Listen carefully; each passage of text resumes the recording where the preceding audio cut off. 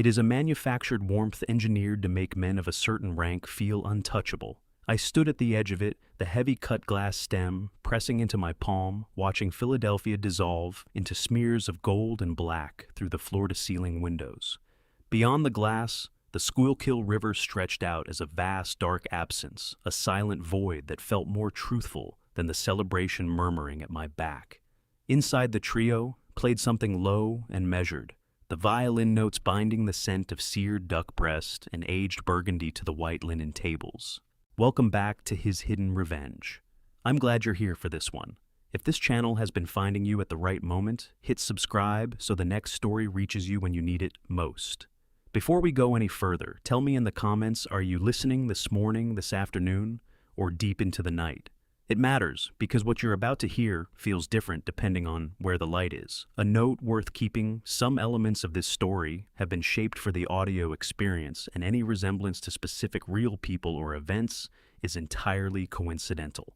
What is true is the feeling at the center of it, and that part I leave for you to carry. Everyone in that room was certain they were witnessing a victory, a crowning moment for the man who had just sealed an $85 million transaction. I never heard him coming. I never do. Conrad possesses a quality of stillness and motion that shouldn't be possible in a packed ballroom, a discipline forged across 25 years of quiet, unwavering service. He didn't pause to exchange words. He passed me like a shadow in a perfectly cut tuxedo, his lips barely moving as his voice found me just beneath the music's surface. "Mr. Hargrove," he said, the syllables landing with the neutrality of a ledger entry. "The glass. Your son." I watched his hands while your back was turned. He had deposited something into it. Conrad moved on without waiting to observe the effect, drifting toward the service station and straightening a napkin on a vacant table with the same unhurried exactness he'd carried into the estate when he first arrived a quarter-century ago. He had no need to witness my reaction. He understood that his words once spoken would find their mark. In this room, in this entire city, perhaps he was the sole person who had long since earned the right to deliver me an unvarnished truth. I stood motionless. My eyes didn't drop to the dark Cabernet pooling in the bowl of the glass. I held the stem and felt suddenly like something brittle, a thing that would fracture under any real pressure. I turned my gaze across the room. Caden, my son, positioned near the mahogany bar with his weight easy against the counter, radiating the kind of frictionless charm I'd invested 39 years in cultivating. He was laughing at something a guest had offered, his features open and luminous with that particular ease, the sort money can purchase, but only blood can turn against you. He was the portrait of a perfect heir. He was the living embodiment of the $85 million this gala existed to celebrate. Something in the cavity of my chest gave way. Not with any violence, no crash, no collapse, nothing so dramatic as the sound of something breaking. It was subtler than that. A silent restructuring. 39 years of accumulated life, the 3 a.m. fevers, the first ball games, the swelling pride of watching him take his chair in the boardroom were being quietly amended, whole passages struck through and rewritten in an ink I couldn't yet identify. The atmosphere in that hall thickened around me, dense now, with the scent of old allegiances going cold. "Wonderful evening, Elliot." A voice surfaced somewhere at my shoulder. A donor, a man whose name had evaporated from my memory perhaps 10 minutes after we were introduced. He wore a smile, his teeth catching the amber glow at an angle that made them look too bright, too deliberate. To raise something like this from the ground and have a son positioned to carry it forward, that's the American dream, made real, isn't it? My body answered before my conscious mind could engage. It knew this terrain. 30 years of boardroom sieges and negotiations conducted at altitude had made it a finely calibrated instrument. My expression settled into the appropriate configuration, measured satisfaction, a patriarch at ease with his legacy. I inclined my head at the precise angle the moment required. "Thank you," I said, the words emerging smooth, unhurried, and entirely without substance. It has been a longer road than most would guess. I didn't raise the glass to my lips. I couldn't bring myself to. Instead, I threaded through the assembled guests, executing the familiar choreography. The nod, the held gaze, the brief acknowledging smile of the gracious host. I made my way toward a large stone planter, set into a quiet recess near the window, where a trailing pothos spilled over the sides. With the slow, intentional movement of a man observing some private ceremony, or perhaps simply one who had developed the habit of adjusting his cuffs, I reached down and set the wine glass onto the cool stone rim tucked behind the hanging leaves. Not a drop disturbed. I set it down the way you set down something that once mattered, deliberately, without ceremony, with a finality that only you understand. It was the single genuine gesture I'd managed all evening. What unsettles you in a moment like that is how indifferently the world continues. The trio didn't falter. The waiter kept his balance. The $85 million remained exactly where it had landed. The room held its warmth and its amber glow, and everyone in it went on believing the story they had been told.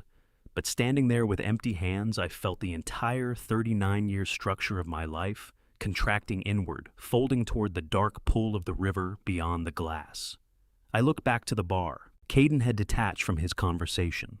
His posture remained easy, but his attention had sharpened. His eyes now were on me. Across all the white linen and warm light, he lifted his glass in a quiet, unhurried salute. Filial devotion a wordless hears, to us conveyed with a smile that climbed all the way to his eyes and warmed nothing. He had no idea the glass was sitting on a ledge behind a plant. He knew nothing of Conrad's 25 years of fidelity. He had no conception that the inheritance he coveted had, in the span of a single murmured exchange, become a door sealed against him. He stood there glowing in the room's approval, entirely certain he remained inside the story. The particular silence that settles over a room of consequential people is something you can feel against your skin. Not an absence exactly, more like a collective inhalation, a charged suspension, waiting for the figure at the center of all that light to break it. I crossed to the podium, my footsteps swallowed by the dense carpet of Lacroix's private ballroom. The lectern's oak felt substantial beneath my palms. Well-seasoned wood brought to a deep, reflective polish, the kind that draws warmth out of your hands and holds it anchoring you against the tremor that had begun to work its way up from somewhere below my ribs. I set the microphone with deliberate care. The small metallic click rang out through the room's speakers like the fall of a gavel. 30 years. I said, my amplified voice giving no indication of the fractures running beneath it. When Clearwater Diagnostics began, we weren't trying to raise a tower or fatten a balance sheet. The ambition was to span the distance between a question no one wanted to ask and an answer that could save a life, between what a body hides and what a physician needs to find. As the speech took shape, the public version of Eliot engaged the one built for hostile rooms and for weathering the hard winters of Philadelphia's business world, a mechanism I'd been calibrating for 3 decades. I traced the arc of the early years, the grinding persistence, the late hours under the lab's cold fluorescence, and then arrived, as I had to, at the $85 million, a number that sat at the sentence's end like a period cast in iron. But the words were on one frequency and my attention was on another. My eyes worked the room, quietly moving through tuxedos and silk, until they settled on Caden near the front, his hands loosely clasped, his bearing arranged into an expression of attentive filial pride. He was everything I had assembled across 3 decades of deliberate effort. That right then was the deepest grief in the room. Viewing him through the cold clarity that Conrad's warning had introduced, filtered through the image of that abandoned glass resting against stone behind a curtain of leaves, I understood that I had spent years looking at my son and registering almost nothing real about him. He had been to me a deliverable, a legacy shaped and polished rather than a person recognized and understood. I had constructed every ladder he climbed. I had been too occupied with the architecture to notice what he was becoming as he ascended. Standing at that lectern, something I had long refused to confront resolved itself with quiet finality. Clearwater had been my testimony proof that a man beginning with nothing could produce something of genuine weight. But I had given Caden the verdict of that proof without the trial. I had handed him the book's final page and withheld every chapter that preceded it, the prize without the cost. And in that omission, I had hollowed him out. Marlene had understood this years before I could. A decade gone now, her voice still carried quiet but unyielding, telling me that the darkest shadows form closest to the brightest light. I had refused to receive it. I had chosen instead to believe that what I built was armor enough for the people sheltered beneath it. In honor of that journey, I said, my voice holding its line even as my thoughts drifted toward her, I am officially announcing the launch of the Marlene Foundation. This foundation will be funded by exactly 1/2 of the proceeds from the Clearwater sale. 42.5 million dedicated entirely to her memory and the mission she believed in. A beat of genuine stillness passed through the room. 42.5 million. The number altered the atmosphere. A redirection of that magnitude shifted something gravitational in the space. I kept my eyes on Caden's face. For just a fraction of a second, the composed and devoted son came apart. His eyes went wide, something quick and predatory surfaced behind them before the familiar polished smile was hauled back into position. To everyone else in that room, it read as a man undone by generosity. To me, it read as a man watching half his anticipated inheritance dissolve into a dead woman's name. That was the instant he understood the empire wasn't a bequest waiting to be collected. It was a fortress, and the keys were no longer in his possession. The Foundation will concentrate on early-stage medical research for those who cannot afford the luxury of waiting. I finished. The applause finally broke over me like a wave of expensive sound. Caden was clapping hardest of all his movements, vigorous, but from where I stood, I could see the sudden rigidity that had settled into his shoulders. I completed the speech descended from the light and was absorbed at once by the crowd. Hands extended toward mine from every direction, and the mingled scent of champagne and costly candle wax grew close to suffocating. It was like being interred alive in opulence, a golden casket upholstered in white linen and hollow smiles. "You built something clean, Elliot," a voice cut through. I turned to find Garrison Alderton. He was among the handful of men in Philadelphia who had no need to impress me. His handshake was firm and dry, the grip of a man with nothing left to demonstrate to anyone. "That matters more than the number," Garrison said, leaning in slightly, though redirecting half that figure into a foundation. "That's a bold declaration, Elliot. Certain people will read it as an opening move." "The number helps," I answered, a small, tired pull at the corner of my mouth.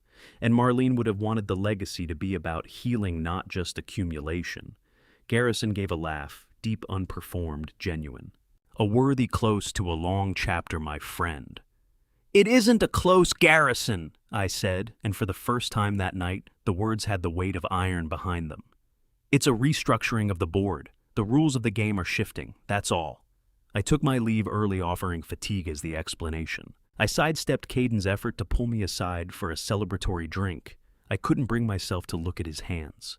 I moved toward the heavy glass doors at the front of the restaurant, feeling the room's heat peel away behind me. The moment I crossed onto the pavement, Philadelphia at night arrived October air, carrying that cold, predatory sharpness the city reserves for the moments when a man needs his thinking stripped bare. My car sat at the curb already. Conrad stood beside the open door, his face offering nothing readable as a sealed envelope. He had served beside me for 25 years. He knew to the minute when the performance ended. I settled into the back seat, the leather cool and smelling of sandalwood. The $85 million had been cleaved in two.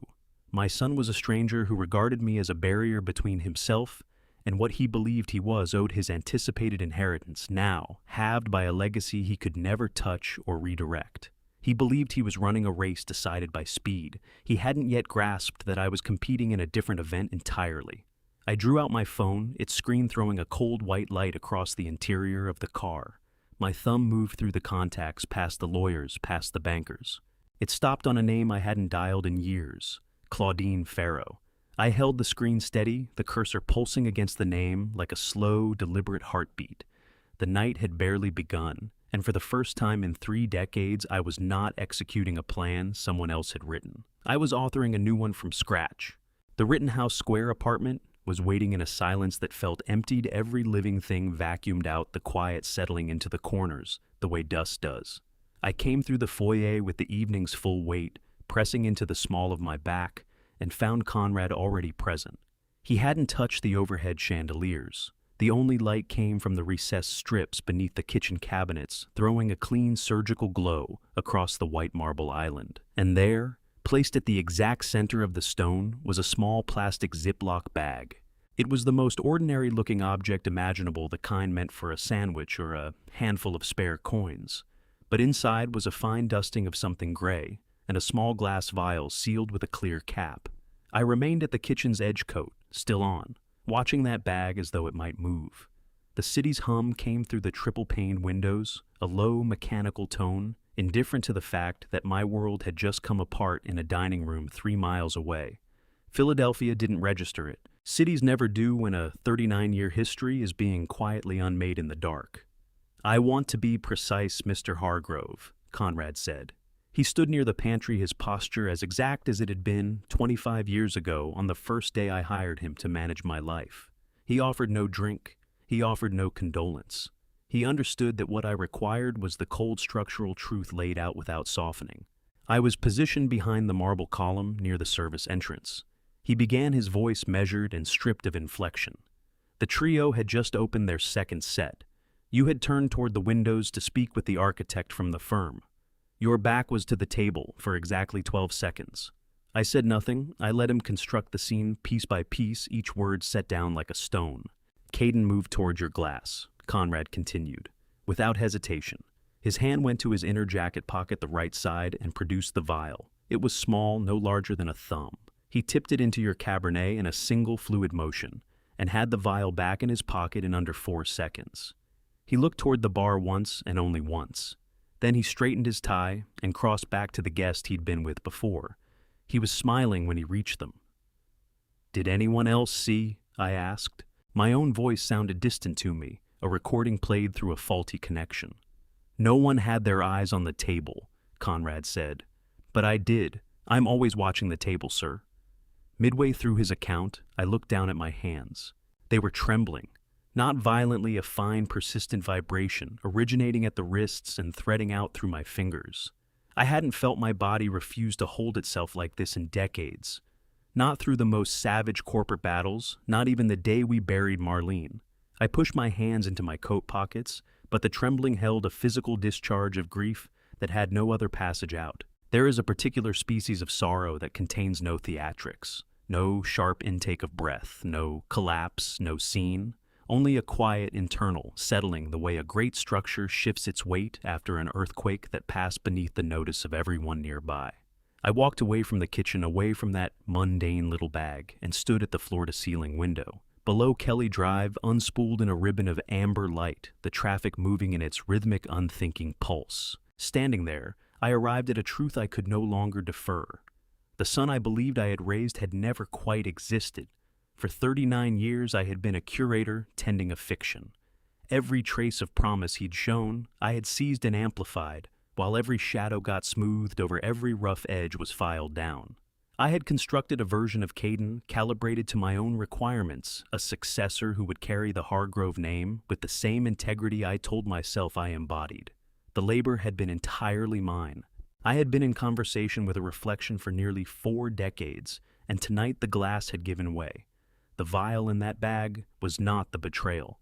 The betrayal was the expression he'd worn in the moments after the way he had raised his glass to me across the room, knowing what he had introduced into mine, knowing that he had been willing to exchange my existence for the $42.5 million he'd decided was his entitlement. He had not merely tried to remove me. He had moved to erase the man who had furnished him with everything, and he had done it between the notes of a live performance. "Shall I dispose of it, Mr. Hargrove?" Conrad's voice reached me from the direction of the kitchen. "No," I said, my eyes still on the dark water beyond the glass. "Hold on to it. We may require that evidence before the week is out." I sensed Conrad shift somewhere behind me. He added nothing further. He knew that the silence was the sole structure keeping me from coming apart at the seams. He moved toward the bedroom hallway, his footsteps absorbed by the deep carpet. I heard the lamps being dimmed one after another in quiet succession, until only the cold blue wash of the city remained filtering through the window glass. "Good night, sir," he said, barely above a murmur. He drew the bedroom door to leaving a thin seam of hallway light, and then that too was gone. I stood alone in the dark with what I now knew. My hands were still trembling inside my pockets, and the $85 million had the weight of a mountain of cold ash. I shut my eyes, but the only image behind them was Caden's smile, the expression of a man who believed the night had unfolded precisely as he'd intended. The hours before dawn in Philadelphia carry a particular hollowness. The city hasn't yet committed to waking, and the silence that fills that gap is something close to a held breath. I was seated alone at the marble island in my kitchen. The only sounds were the low, rhythmic hum of the refrigerator and the remote spectral rumble of a delivery truck somewhere far below on Kelly Drive. On the counter before me sat a single porcelain cup of black tea. I hadn't touched it. A thin, translucent film had gathered across the surface, catching the overhead light like a skin of stagnant oil. I stared at the cup, but wasn't registering what was in it. I was seeing 39 years of ghosts. In the unsparing clarity of 4 in the morning, memories of Caden began surfacing without being summoned. Not the curated ones I kept in leather-bound albums or recited to the board. These were the moments I had deliberately refused to examine, the ones buried beneath $85 million of forward momentum. I thought of the call from his university in his second year. He had simply walked away from his degree without a word. To me, stopped attending, vanished from the rolls. I had flown there, sat with the dean, and written a check large enough to ensure the records reflected a medical leave rather than a failure. I told myself he was still finding his footing. Then there was the time he turned 28 and came to me for a substantial loan to fund a boutique investment firm that had ceased to exist within 6 months. He never raised the subject of repayment. I never raised it either. I absorbed the loss the way a ledger absorbs a rounding error quietly without remark. Every fault line in his character I had sealed over with money. Elliot. Marlene's voice drifted into the kitchen clear enough that it felt as though she were standing near the sink. Not a haunting in any dramatic sense. A memory from a Tuesday evening a decade ago, this very room, this very silence. You keep removing the walls, Elliot, but walls are how a person learns their standing. You aren't helping him. You're ensuring he never has to reckon with the weight of his own decisions. At the time, I had brushed it off. Told her she was being too severe, that he was a Hargrove, and that temperament always found its level in the end. I had treated her clarity like a malfunction in an otherwise functional system. She was right, I said to the empty kitchen. My voice had the texture of something desiccated, a dry leaf dragged across stone. She was always right about the things I refused to hear. The most punishing part of those pre-dawn hours wasn't confronting Caden's betrayal. That was established fact cold, itemized, witnessed by Conrad. The hardest part was the audit. I had to look at my own hands in the light. Every instance of averted eyes, every check written in place of a hard conversation, every act of deliberate blindness, each one had been mortar in the foundation of what ultimately happened at La Croix. I wasn't simply his victim. I was his architect. I had fashioned a man who regarded the world as a sequence of obstructions to be purchased or sidestepped. And in the end, I had become the final obstruction. The tea was stone cold by now. I rose my joints announcing their age and crossed to the sink. I watched the dark liquid spiral down the drain, a small inconsequential loss inside a life that had accumulated much larger ones. I rinsed the cup with the kind of mechanical precision that fills a mind that can't afford to wander the steam from the tap, clouding the window above me. For a moment, the glass gave back nothing but my own reflection. The silver at the temples, the lines worn deep around the eyes, the face of a man who had constructed an empire and misplaced his home. The city had vanished. Only the man who hadn't listened remained. I made a fresh cup, the fragrance rising into the room, a grounded, uncomplicated smell, one of the last things that still felt honest. I took a sip, the heat sharp against my tongue, and looked back out. The first thin seam of gray was beginning to open at the horizon above the river, but the sun itself remained hidden. I didn't require the light to know what came next. The decision had already been reached during the accounting and the silence before any of this. I returned to the island and picked up my phone. The $85 million sat in the accounts like dry kindling, waiting for the right conditions. Caden believed he was waiting for an inheritance. He thought he was watching a clock run down on a man who had nothing left to give. He hadn't grasped that I had spent a lifetime diagnosing structures that were quietly failing, and that I had finally turned that same diagnostic eye on my own. I moved through the contacts until I arrived at the name I was looking for. Ingrid Beckett. She was not the sort of attorney you encountered in the social architecture of a La Croix gala. She was the one you reached for when settlement wasn't the objective, when what you required was a surgical extraction precise and irreversible. I pressed call before the sun could clear the horizon. The ringtone was clean and sharp against the apartment's quiet. When she answered, her voice was already alert, not the voice of someone pulled from sleep, but of someone who kept a light on for exactly this kind of call. "Elliot," she said, her tone carrying no particular color. "Ingrid," I replied, and felt some old authority return to my voice as I said it. "I need you to listen carefully. I'm going to lay out a sequence of facts. I need them handled the way I'd handle a diagnostic report. No editorializing, no hesitation, just the timeline. I began tracing the arc from the moment I arrived at La Croix, through to the Ziploc bag resting on my kitchen counter. I spoke with the same clinical remove I brought to board presentations. I left out the grief. I left out Marlene's voice in the dark. I gave her only the evidence. As the first genuine light of the day began to reach the peaks of the high-rises, I felt the internal shifting come to a stop. The structure had settled. The new architecture was in position. Caden had wanted the answer without working through the equation. I was going to make him solve for every variable. Ingrid Beckett answered on the second ring. There was no grogginess in her voice, no theatrical surprise at being reached at 4:30 in the morning on a Tuesday. In her world, the hour before sunrise is where the real architecture of power is either constructed or dismantled. I sat at the kitchen island watching the steam curl off my second cup and gave her precisely enough to get started. I walked her through the sequence of the evening at La Croix, described the vial, confirmed that Conrad was a primary witness. I spoke with the detached exactness of a man filing a patent. I need a perimeter, Ingrid. I said, my voice cutting through the pre-dawn stillness of the Rittenhouse Square apartment. Legal, financial, and physical. I want the Marlene Foundation's trusts finalized by noon. I want the remaining capital transferred into a restricted holding, no shared signatures, no board oversight until I've cleared the path. Understood, Elliot, she replied. Her voice was level, unhurried, a low-frequency steadiness. I'll have the preliminary injunctions drafted before the markets open. I'll also need the security footage from La Croix. I'll handle their management directly. Stay in the apartment until you hear from me. I ended the call and set the phone on the stone. The pools of warm light from the under-cabinet strips felt like small navigable islands in an expanding dark. The city beyond the glass was still suspended in that gray interval between the death of one night and the reluctant arrival of morning. No traffic on the street below, only the occasional amber reflection of a lamp caught in the dark face of a neighboring tower. My next call was of an entirely different nature. I dialed Joanna. She answered before the second ring completed, as though she had been sitting somewhere in the dark waiting for exactly this. Elliot, she said. Just the name, nothing more. Not asking what had happened, asking who I was in that moment.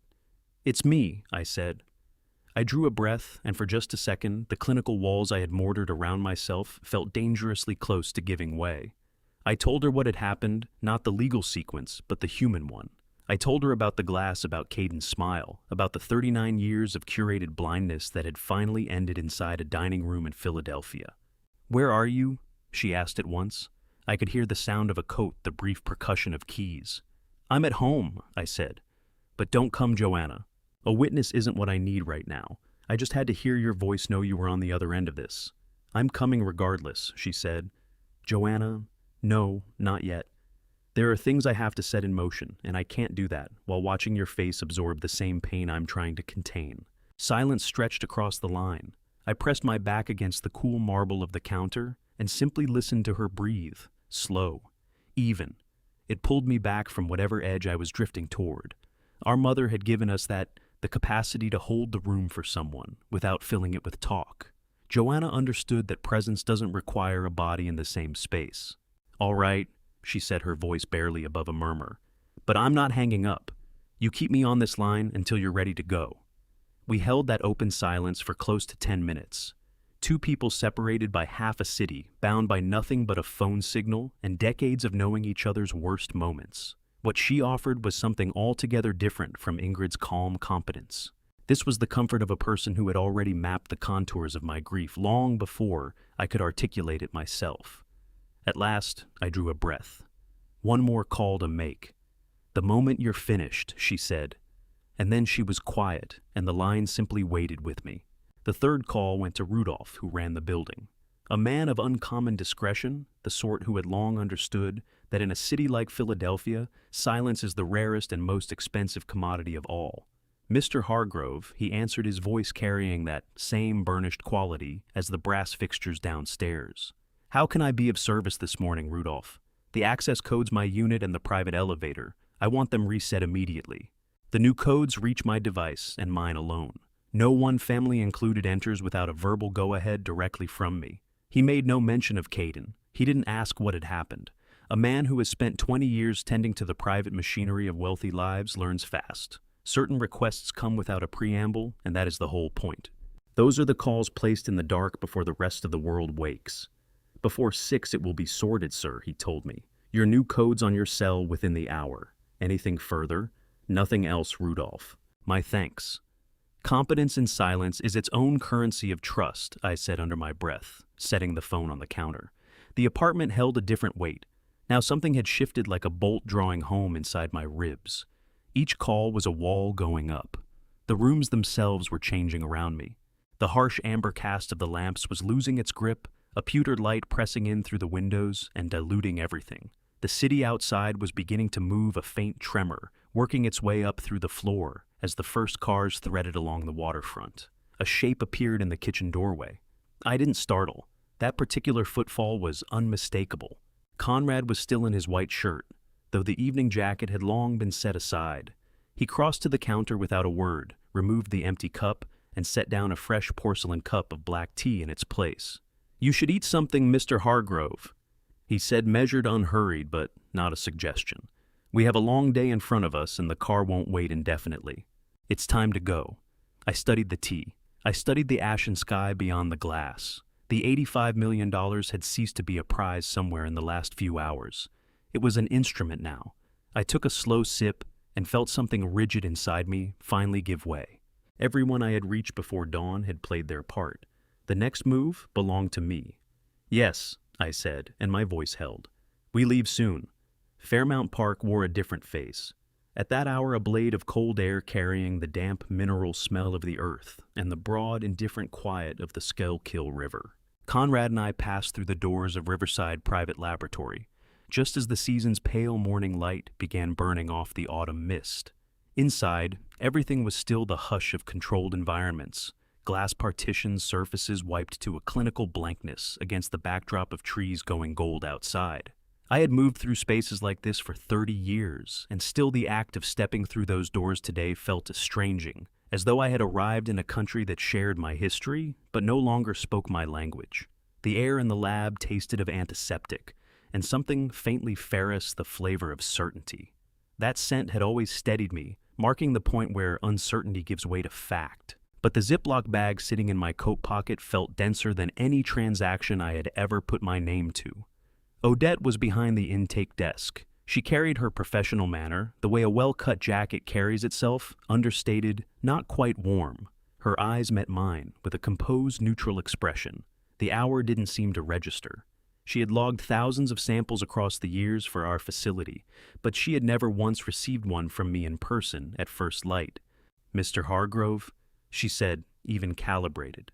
"Odette," I answered. I set the bag on the counter between us. The vial inside, coated in its fine drift of gray powder, looked absurdly mundane under the strip lighting overhead. The sort of container you might find holding a spare button or a breath mint, and yet it had the capacity to erase 39 years of what I had called fatherhood. Priority processing, full chain of custody, the shift lead initials on every handoff inside this building, no exceptions anywhere. "Understood," she said, drawing the intake log toward her. "We can turn preliminary results around by tomorrow morning."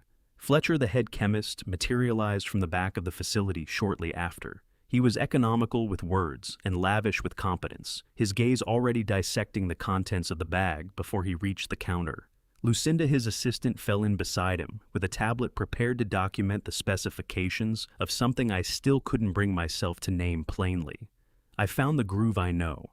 In the discipline of medical technology, I am at home with data unimpressed by feeling. I take 25 milligrams of metoprolol and a low-dose aspirin every day, I told Fletcher, keeping my voice factual and flat. What I need from you is a screen for anything that acts on those compounds, anything that could provoke acute cardiac stress or manufacture the appearance of a natural failure. Bypass the crude suspects. Find the sophisticated ones. Fletcher's brow drew together as the clinical weight of it landed. "I know what to look for, Elliot. We'll run the full metabolic panel and map it against your specific chemistry." I thanked him. Surrendering that bag was among the stranger acts of my life.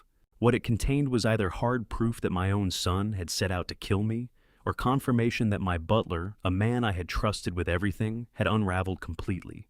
I held still for a beat, eyes on the counter, and recognized that I didn't know which verdict I was bracing for. Each was its own ruin, only shaped differently. If Conrad was right then, what I had built and called a family had been rotting from the inside. If Conrad was wrong, then I had turned against my only son on nothing more solid than a shadow. I walked back out through the glass doors without another word. I took my seat in the back of the car while Conrad held the engine at idle. Through the window, Fairmount Park moved at its own unhurried autumn pace. Yellow leaves parted from branches quietly, no ceremony, drifting and turning across the pavement in loose, unpredictable arcs. I watched them, weightless and indifferent and entirely beautiful, and tried to remember what it had felt like to be an ordinary man fewer than 48 hours ago. 2 days ago, I was marking a legacy.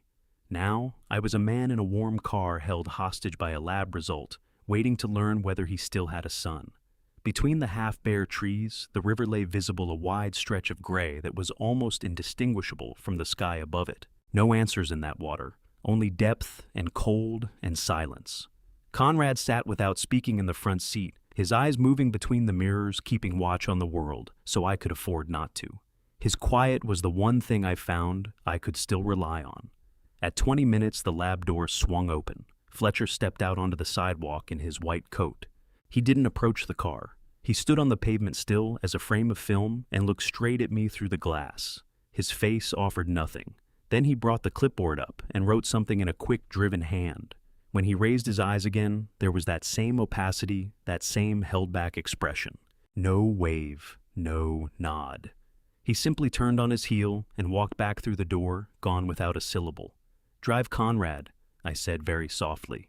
The car eased from the curb and joined the flow of Philadelphia traffic. Philadelphia had long since shaken off sleep. Thousands of lives were accelerating toward their own private destinations, none of them with any knowledge of the quiet war unfolding inside a black sedan. At the Faro building, the elevators ascended with a kind of sealed, pressurized calm that made the rest of the city feel improvised by comparison. The 28th floor greeted me with a wall of morning sun driving through floor-to-ceiling glass, and the white marble reception area went white-hot with reflected light. I walked out into it, the whole grid of Philadelphia suspended below me, every complication visible and every distraction gone. Up here, the snarl of traffic and foot traffic and commercial urgency resolved itself into something almost geometric. Patterns, sequences, things that could be solved. Claudine Farrow's office waited at the far end of a hushed corridor, carrying the ghost of old paper and costly espresso. The space itself was a statement in hard angles and restraints, a room that had no patience for ambiguity. Mahogany surfaces ground to a near-black shine, credentials mounted without ceremony, sightlines that pointed toward the desk and nowhere else. On that desk, a single photograph of a lighthouse, and beneath it a stack of papers whose collective purpose was the surgical removal of a name from a life. Claudine offered no prepared condolences. She didn't rise. She pointed me to the leather chair, pushed a fountain pen in my direction, and that was the extent of the formality. It was the right call. I hadn't come here for comfort. What I needed was someone who could take a limb cleanly before whatever was spreading reached something vital. "The morning reports are unambiguous," she said, her voice carrying the cool, measured rasp of someone who had delivered bad news so many times it had become a professional instrument. "I've been through the Clearwater sale agreements, the power of attorney filings, all of it. A decade of extraordinary generosity on your part, possibly more than was wise. I was building a future, Claudine," I said, my voice holding its shape despite the hollowness underneath. What I didn't see was that the ground beneath it was sand. "That changes today," she replied, drawing the first pages to the center of the desk. "We're pouring the concrete now. Let's go." We moved through it page by page, steadily, the scratch of the pen keeping a kind of rhythm against the muffled low frequency of Broad Street 28 floors below. First came the revocation of every power of attorney I had ever extended to Caden. Every authorization, every medical proxy, every finger he had ever placed on the lever of my financial life, all of it pulled back and nullified in sequence. There was something cold and clarifying about it. Every page I signed was a door I was closing for good, a lock turning against a threat I had personally escorted through the front entrance. I kept returning to the same irony. 30 years at Clearwater Diagnostics, constructing systems of extraordinary precision, protocols built to protect patients I would never see, whose names I would never know. I had poured myself into the security of medical data, the incorruptibility of test results, and the whole time I had left everything that actually belonged to me standing open, defended by nothing more than the assumption that blood meant something. I had fortified the lives of strangers and handed a key to my own son. "The will has been redrawn," Claudine said, turning to the next set of documents. "Anti-forgery provisions are in. 3 independent witnesses required, no family connections, no firm affiliations. Anyone who wants to challenge this is going to find themselves outside a very thick wall." "Good," I said. "The foundation, where does that stand?" "The Marlene Foundation now carries full legal protection as a registered entity." A precise, spare smile crossed her face. "Charter is sealed. No board member, no outside claimant, no one with a future grievance can dissolve it or pull those funds in another direction. The moment the Clearwater proceeds land in the independent trust account this afternoon, that $42.5 million disappears from the world's view. It answers only to the purpose you and Marlene built it for. Once that registration is final, no subsequent will can redirect it." I asked. I needed the law to say it plainly. "That name is locked, Elliot." Claudine held my gaze without blinking, and there was something almost frightening in the steadiness of it. "It is untouchable. Even if you tried to undo it tomorrow, the mechanism is already running. That legacy is hers now. It no longer belongs to the Hargrove estate. That," I said, easing back in the chair as the full mass of the morning settled onto me, "is the one thing I can say with certainty today." "Good," she replied. "Hold on to it. Certainty is worth something." The black tea she had poured sat cooling at the edge of the desk, untouched, a small mirror of everything I had walked away from that morning. The city outside kept moving with its familiar, indifferent momentum. The people filling the sidewalks below held no position on my circumstances. They were carrying their own weight. There was an odd comfort in that. The world doesn't pause because a father has looked at his son and found a stranger looking back. Claudine operated the way the finest lab technicians do, swift, exact, and stripped of everything that wasn't function. She handled the filings the way you'd manage a controlled reaction, every variable accounted for, every step sequenced for the outcome you needed. We moved the entirety of the Clearwater proceeds into a trust account that had no thread connecting it to any prior arrangement. When the last signature was down, Caden existed nowhere in my financial picture. He was holding keys to a property I had already left behind. When Claudine placed her pen on the desk after the final page, something shifted in me. Not relief exactly, but reclamation. I wasn't simply erecting a defense. I was reclaiming authorship. I was no longer the victim waiting for a vial to be tipped into his glass. The architect had returned. "It's done," Claudine said, settling back in her chair. "The Marlene Foundation is untouchable. No one can strip that name from you, Elliot. Not now, not ever." For a moment, something almost like peace moved through me. Brief, like a window opening and closing in the same breath. Then the quiet broke. Claudine's phone came alive on the mahogany surface, buzzing with the particular insistence of something that won't be deferred. She lifted it. Her face, which had been carrying quiet, professional satisfaction, went rigid in the space of a second. No words from her end. 30 seconds of listening, her gaze locked on the view of the river, her knuckles going pale around the phone. "Elliot," she said. Voice dropped low as she set it down. "We're changing course. The lab lead needs to be in the room with us, right now. Something has come up." "Fletcher?" The word came out against a hammering in my chest. "No," she said, already moving coat in hand. "It's more than the lab results. Something happened at the house while you were sitting here." The secondary conference room in Claudine's suite had been designed with one purpose: the systematic examination of damage. No windows, no Philadelphia skyline to soften the atmosphere, just recessed lighting, throwing an even unsparing brightness across a heavy oak table, a surface that made no judgments about what was laid on it, whether that was a merger filing, or as it was today, a documented record of calculated predation. Through the soundproof door, the rest of the office went on, as offices do.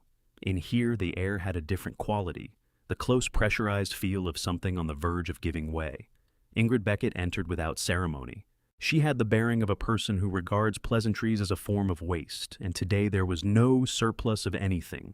A thick black expansion folder came down onto the table with a weight that announced itself. She remained standing, pulling out color-coded sections and arranging sequenced documents with a calibrated efficiency of an engineer running a diagnostic, which in its way was exactly what this was. Daltrey Mace. She led with the name. Her voice carried a flat, abraded quality, the tone of someone closing a file on the last remaining possibility of a benign explanation. We've worked through the first 3 layers. What's underneath is a particular strain of corruption, Elliot, the patient kind. The kind you cultivate across months, sometimes years. I kept my attention on her hands as they moved through the documents. I received what she was telling me, the way I used to receive system failure analyses, no flinching, no cutting in. Experience had taught me that during a diagnosis, the only discipline that matters is letting the data arrive complete. Your reaction is something you spend later once the treatment has been mapped. Mace has $410,000 in gambling debts, Ingrid said, pushing a spreadsheet across the table. 4 separate creditors. The largest isn't a financial institution, Elliot. It's a private lender operating out of Atlantic City. The kind of operation that doesn't pursue recovery through attorneys or civil filings. They have their own methods. $410,000. The figure sat in the air. Against the $85 million I had just signed away from him, it sounded almost modest, and yet it was more than sufficient to collapse a man's judgment entirely. How far back does this go?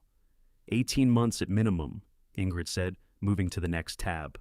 Across 2 states, New Jersey and Pennsylvania, there's a documented pattern of document forgery, mostly contained, mostly minor, until the timeline shifts.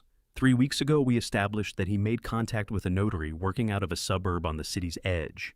He was trying to obtain an official seal for an altered version of your will. The document templates were already prepared. The only remaining piece was a signature capable of surviving a cursory review. I studied the documents spread before me. The templates were unsettling in their precision.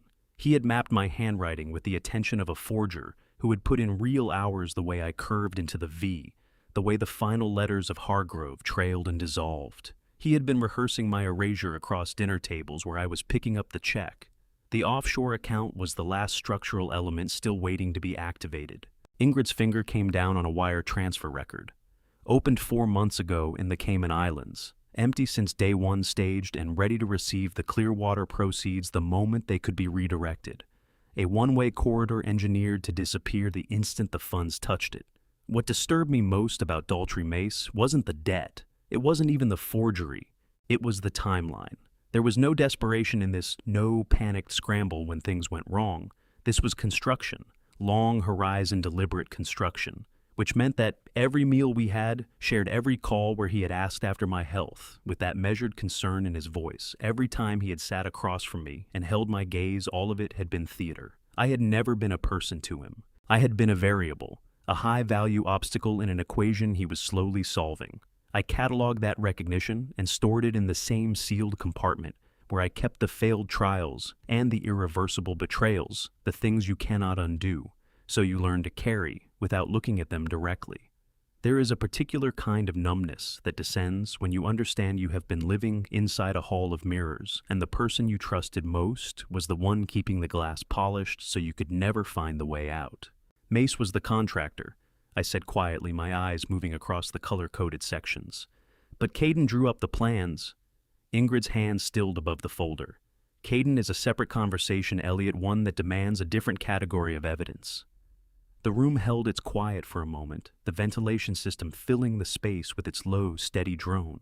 I turned over the dimensions of what had been built against me. Deep enough to swallow a legacy whole. Deep enough to bury 39 years of accumulated work beneath a layer of forged signatures and accounts that existed only in the dark. This hadn't been about money alone. This had been about removing the man who built it. Ingrid began closing the folder, her movements carrying the finality of someone who had reached the edge of what could be confirmed. This is the picture I can stand behind today, Elliot. The financial trail holds. The forgery attempt is on the record. There is sufficient ground to initiate a legal freeze. Claudine and I have already discussed. She stopped. Something moved through her expression, not pity, but the particular professional caution I had learned to read in doctors who had found something on a scan they weren't yet prepared to name. There's one more element, she said, lowering her voice. A thread I'm still tracing. I need more time before I can speak to where it leads. What thread, Ingrid? The old authority had come back into my voice without effort, the register I used when I needed the full report, regardless of what it cost to hear it. If it touches Mace, I want it now. It's the piece that connects to Caden directly, she said, leaning forward across the oak table until her voice was barely above a whisper. But it points somewhere you haven't looked yet. This isn't about the money, Elliot. It's about why he needed you gone before the end of the month. I held her gaze. The ambient chill of the room sharpened into something that moved through the bone. The $85 million had been the surface. What Ingrid was tracing now was whatever lay in the cold water underneath, and I understood with complete certainty that once we broke through to it, the world above would look different forever. The Lofton in Fishtown carries a kind of unhurried industrial confidence, exposed brick-low warm lamps, the sort of anonymity that the polished hotels over in Rittenhouse Square spend a great deal of money trying and failing to manufacture. I collected the key from Whitmore at the front desk. He had known me for years in the capacity of a quiet neighborhood investor, and he didn't ask today why a man with a multi-million-dollar residence was checking into a mid-floor room on a Tuesday afternoon. He passed me the card. I went to the elevator. I needed a room that held no knowledge of me. My apartment was saturated, the chair where Caden used to settle in the hooks, where Marlene's coats had hung every corner, carrying the resonance of 39 years of accumulated living. Every surface in that home had a position on my current situation. This room looking out over the Fishtown intersection below held nothing. Only the present tense existed here. When the door closed behind me, I moved to the window. The trees outside had gone deep into autumn, their leaves a bruised dark crimson against a sky the color of poured concrete over Philadelphia. I took out my phone and called Garrison Alderton. "Elliot." Garrison answered his voice, carrying that low, settled weight, the sound of a man who had made peace with uncertainty as a working condition. "I had a feeling you'd be reaching out. The Clearwater transition paperwork is moving into the secondary phase. Are we holding—" "Personal matters have surfaced, Garrison," I said. My own voice sounded slightly remote to me, as if heard through a wall. "They won't touch the transaction. The timeline is unchanged." "Elliot," his tone went pragmatic. "The deal is signed. The figures are fixed. Whatever you're managing right now, manage it. Come back with your head level. I can't have a partner who's operating on noise." "Thank you, Garrison." "Don't. Just finish it." I ended the call and set the phone on the small wooden desk. For the first time in 48 hours, the room contained only me. No Conrad, no Ingrid, no legal counsel, just the low hum of the heating unit and the muted passage of the elevated train somewhere beyond the glass. I sat on the edge of the bed. The mattress was firm and foreign. I opened my wallet and drew out an old photograph of Marlene. The edges had gone soft with years of being carried worn at the corners, the way things get when they've served as something more than a keepsake. In the picture, she was leaning against a fence somewhere in a park I couldn't quite locate in memory. Her expression was the one she held when something had struck her as funny, and she had decided not to let it show, yet a look of deep, quiet intelligence watching the world and finding it slightly insufficient. I set the photograph against the base of the lamp on the nightstand and looked at her for a long moment. She always arrived at the truth before I did. She had seen the fissures in our son's character years before. I was prepared to acknowledge that the structure was compromised. I thought about that now, without any bitterness, only a grounded, weighty gratitude. She had not lived to see any of this. She had not lived to see the vial in its plastic bag, or the accounts quietly assembled in the dark of the Cayman Islands. That felt like grace. The room was precisely the right kind of blank, a kind of vacuum where the Hargrove name and everything it had come to mean could not press down on my chest. I kept my eyes on Marlene's face until the light in the room softened into amber. The grief and the anger had both receded. What remained was the cool, stripped clarity that follows a long fever, the moment when the body finally knows which direction it faces. Then my phone moved against the desk, a sharp vibration that seemed to disturb the air of the whole room. I didn't move toward it. I sat where I was on the edge of the bed and watched the screen light up the dark wood. Caden, his name in white letters against the illuminated screen, a digital summons from a version of my life I no longer inhabited. I didn't need to speculate about the purpose of the call. He wanted a reading. He wanted to know whether the poison was still doing its work, whether the old man was diminished, or whether the seat had finally come open. I let it ring. The sound pushed on, insistent, then urgent, then something close to pleading in its rhythm. I watched the screen until it went dark and the room returned to silence. No message, no explanation. Just the quiet of Fishtown settling back around me. I picked up the photograph, pressed my lips to the worn corner of the paper, and returned it to my wallet. The exhale came out long and even. The accounting was finished. The response was what came next, branding content removed. The third morning at the Lofton arrived as a cold, colorless light that offered nothing by way of comfort. It pushed through the high windows of the Fishtown Hotel and stretched long, thin shadows across the exposed brick walls. Outside the intersection below resumed its daily indifferent machinery. The shriek of the elevated train on its steel track, the hydraulic exhale of bus brakes, the layered distant sirens that formed the permanent background frequency of Philadelphia. I sat in a low armchair, my body carrying the density of waterlogged timber, watching a single particle of dust turn slowly in a stray bar of sunlight. I was waiting for the last piece to fall. When the phone finally buzzed against the small wooden desk, the sound arrived in the silence like something physical. Fletcher. He hadn't used the lab's main line. This was his personal cell, a deliberate choice that told me everything I needed to know about the nature of what he was about to say. I picked up. My fingers were cold, and my heart executed that familiar unsteady lurch that I had spent a decade managing with medication and discipline. What I was about to learn wasn't just a betrayal, it was a blueprint. Someone had been engineering my disappearance long before that night, and the evidence was patient and precise in a way that only deliberate hatred can be. Before that comes to light, tell me if someone you loved was quietly working against you, would you confront them the moment you knew, or would you wait and build your case in silence? Elliot, he said. His voice was ground down to a flat spent rasp. Through the line, I could pick up the ambient sounds of the laboratory, the cooling fans on the centrifuges turning over in their slow cycles, the periodic tone of a mass spectrometer doing its work. He had plainly not slept, a man of science hunting a chemical ghost through the small hours.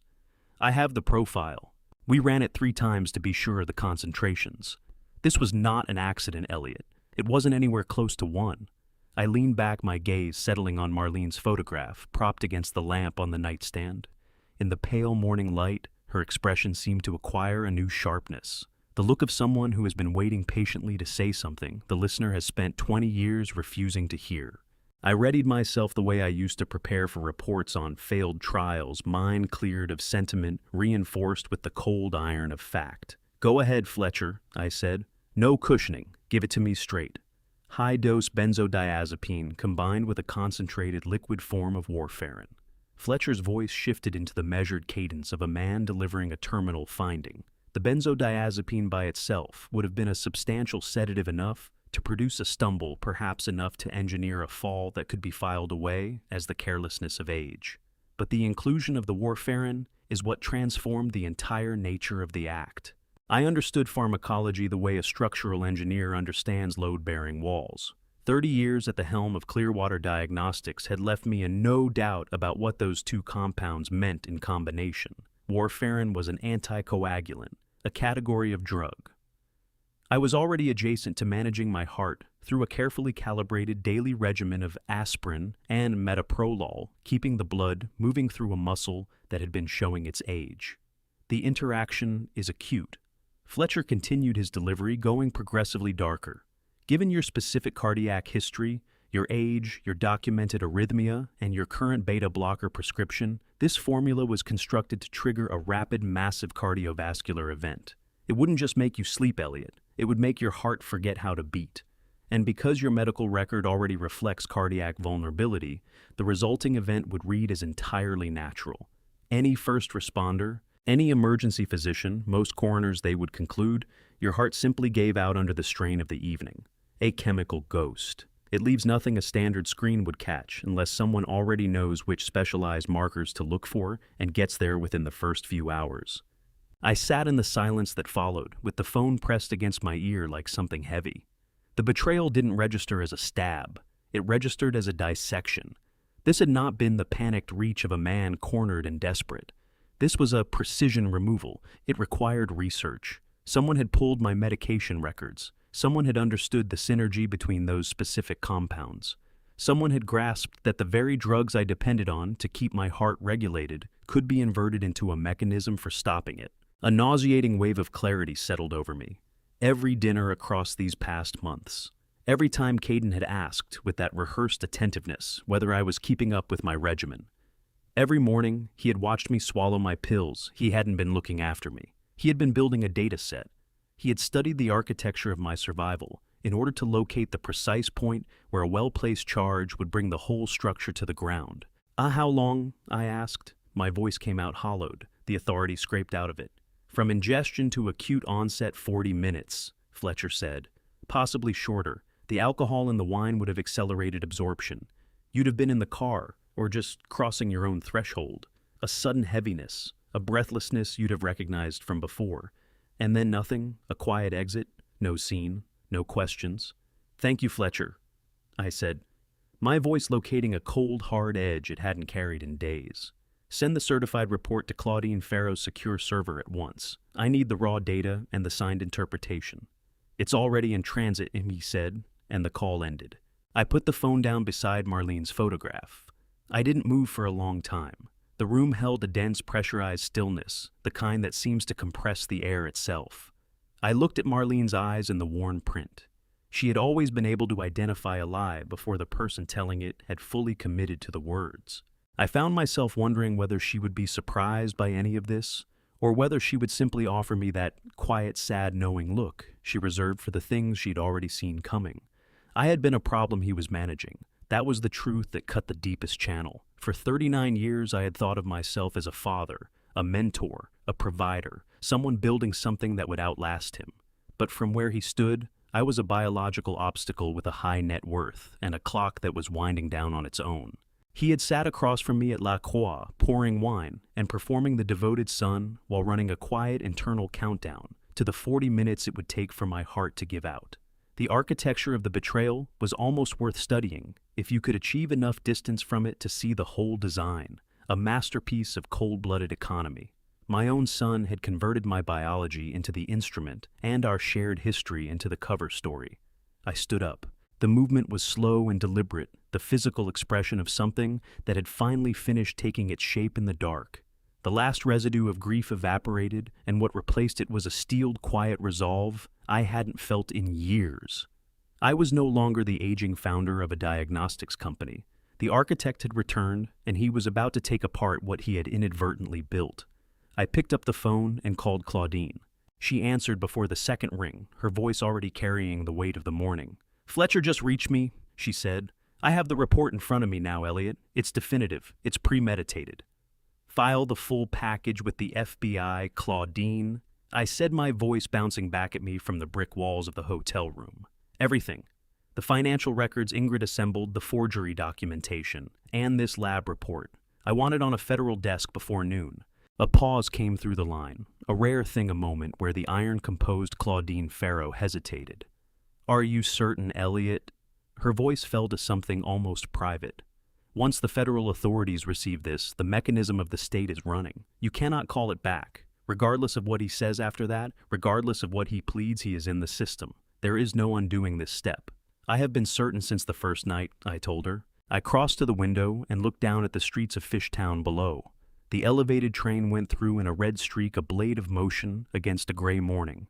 He didn't just want the $85 million, Claudine. He wanted me reduced to a memory. He needed me gone before the month ended. Submit the files. Let the record show exactly what he is. "Understood," she said. "I'll reach you the moment intake is confirmed." I ended the call and turned back to Marlene. The room felt opened up somehow, the shadows longer and more deliberate in where they fell. I had just set in motion the machinery that would determine my only son's future, and for the first time in my life, I felt no pull to justify that to anyone. I had spent 30 years guarding strangers. Now, at last, I was standing guard over myself. The fourth morning arrived hollow and bright.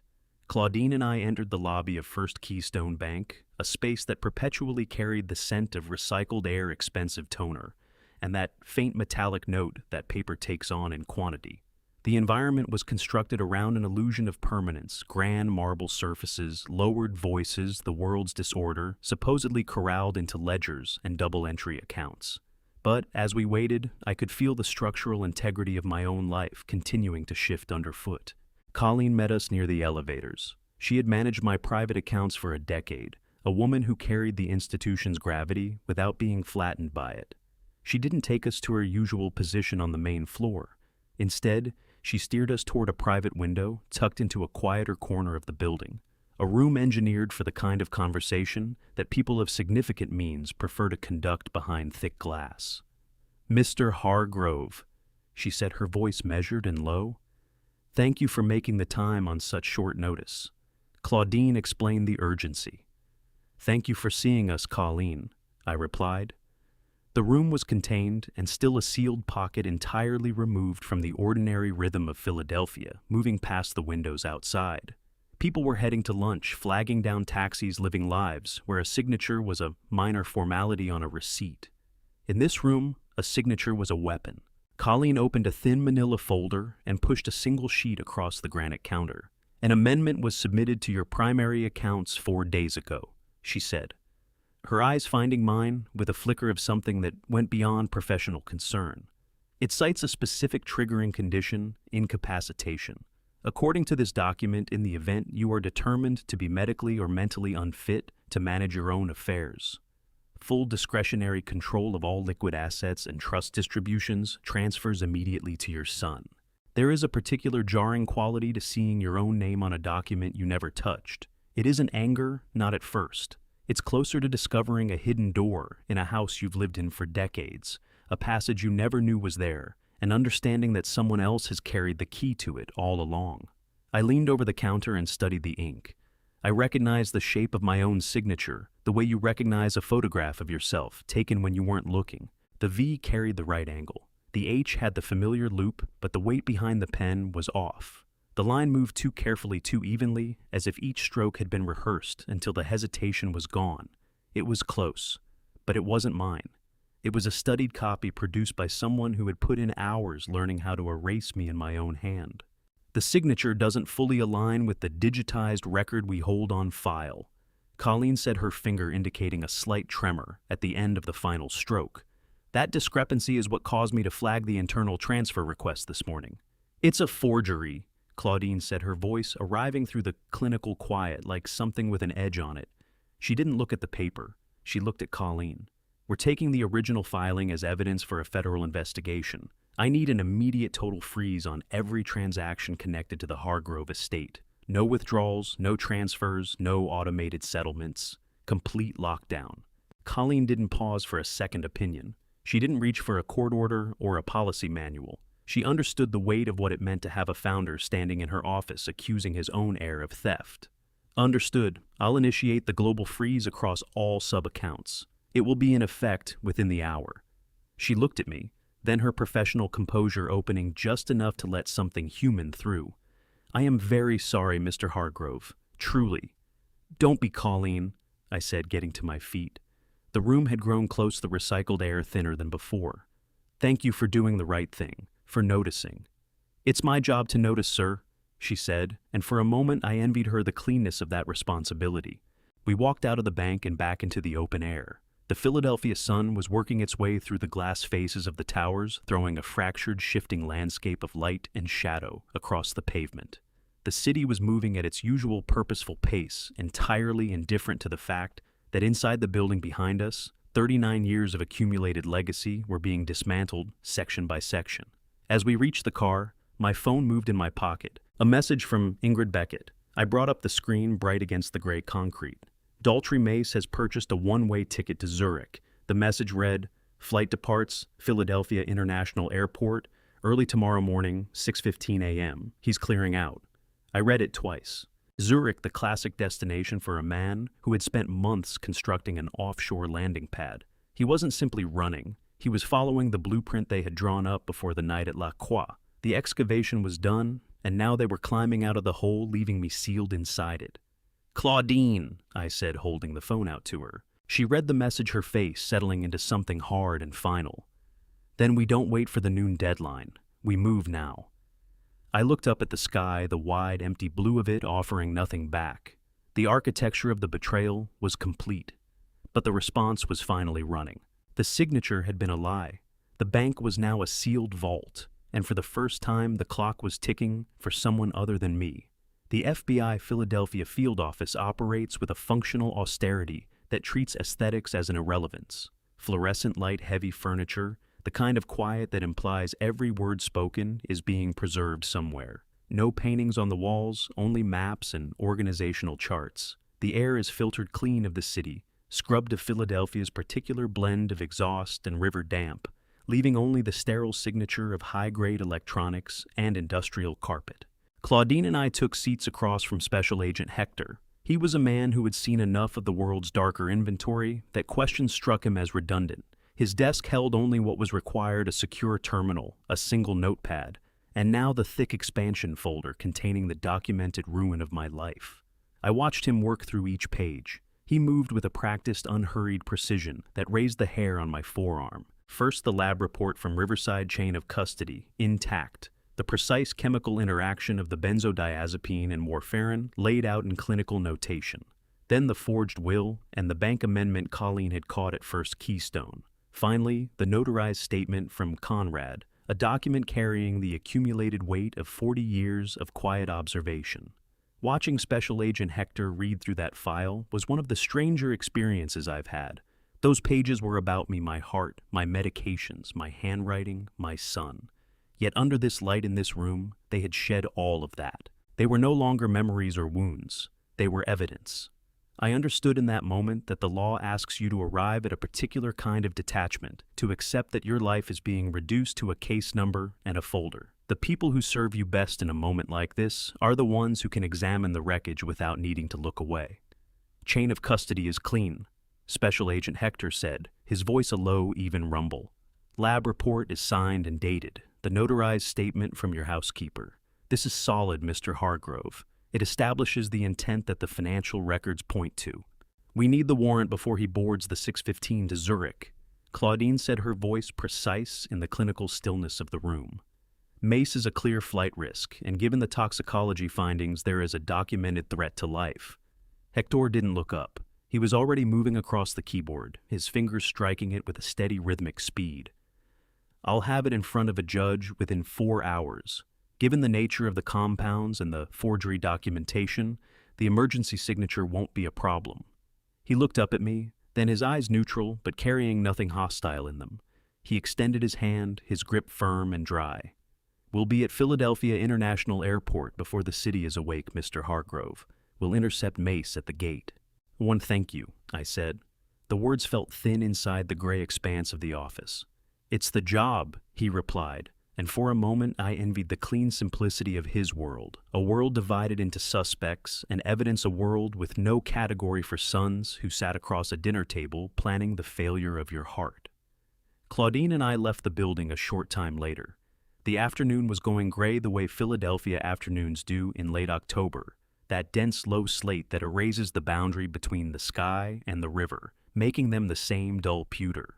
The light was dropping, and the wind had found its edge, driving around the corners of the towers with a cold, cutting insistence. I stepped onto Broad Street and stopped.